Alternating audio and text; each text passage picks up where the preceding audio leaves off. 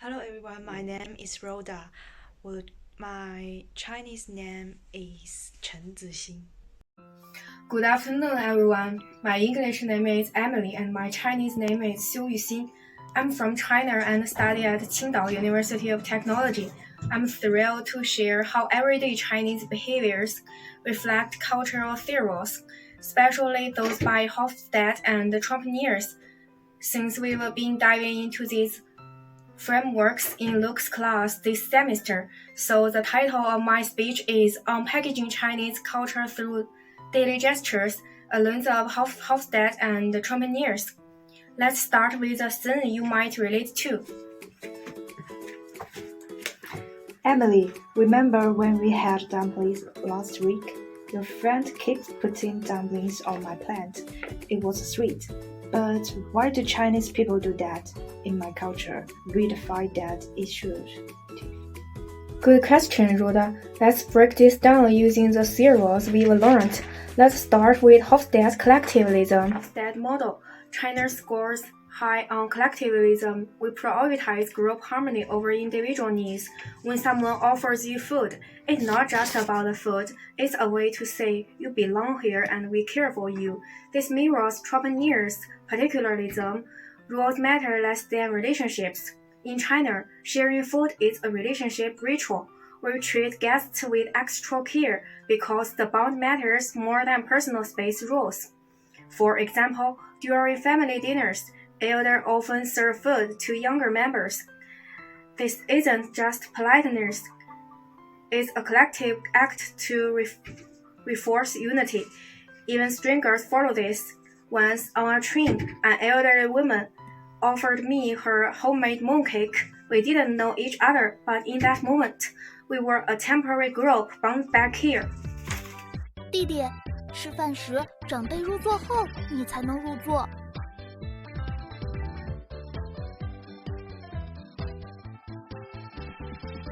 谢谢爷爷。The part 2 of my speech is power distance and long-term origination. Let's connect this to Hofstede's power distance. In China, we respect heritage, especially in families. At meals, elders start eating first, a stable sign of respect for authority. But this heritage coexists with collectivism. The elders' role is to nurture the group, not just command it. Now think about the Spring Festival, Chinese New Year, the world's largest annual migration, 春运. Millions travel home for reunions, even across thousands of meals.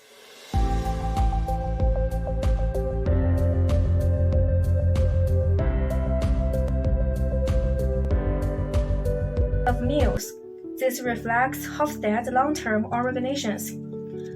We prioritize lasting relationships and traditions over short-term convenience. So it's about group bonds and traditions. But what if I don't want that food? Good point. Here is where saving face. This from Trompniers' dignity and face model comes in. Declining might make the giver lose face, so we often accept politely, even if we're full. It is a dance of mutual respect, balancing individual needs with group harmony. The part 3 of my speech is relationship origination. In China, actions are rarely just tasks. They are relationship building. When we give up our seat on the subway to an elder, it's not just about doing good. It's about reinforcing the social fibers.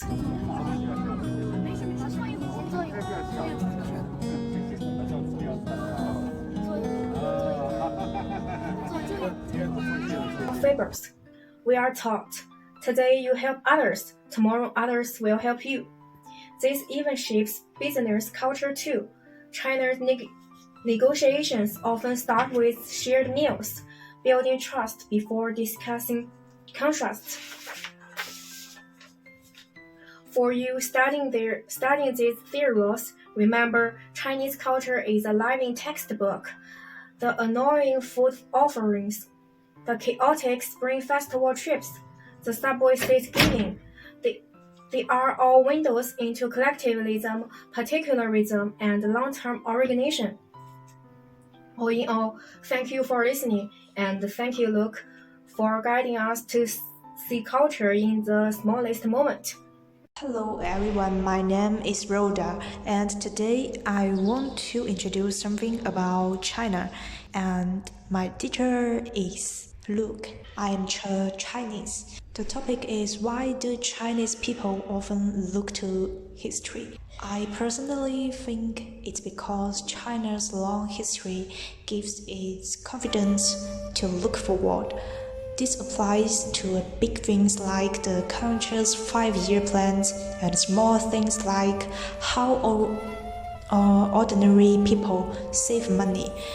And this long-term focus is a kind of confident, forward-looking approach. China's long-term thinking is deeply rooted in its rich history. While I was making this video, Elon Musk and Donald Trump had a fight and then made up again. Many Chinese people, netizens bluntly predicted early on when Musk first started meddling in politics that it wouldn't end well for him. They based this on similar stories from China's history. For example, in the 3rd century BC, Lü Buwei used his wealth to support and manipulate the rule of the king, Zhuangxiang Wang, Qin Shi Huang's father. After the king died, Lü Buwei tried to use his lingering influence to control the young king, Qin Shi Huang. In the end, he was dismissed and forced to commit suicide. Political struggles like this have played out in many different rivers throughout Chinese history. Being able to extract useful insights from this long history is a real skill. I once saw this popular saying online. 5,000 years ago, we faced floods like the Egyptians. 4,000 years ago, we walked with broken like the crowd. 3,000 years ago, we pondered philosophy like Greeks. 2,000 years ago, we spent our toilery like the Romans. 1,000 years ago, we were incredibly wealthy like the Alps. Today, we are still here on the global stage. For 5,000 years, we've been players on the world stage, while many others have come and gone. Long-term oriented societies value future investment and result. Short-term oriented societies focus more on immediate benefits and reward. Besides looking back at history, China's long-term view also involves planning for the future.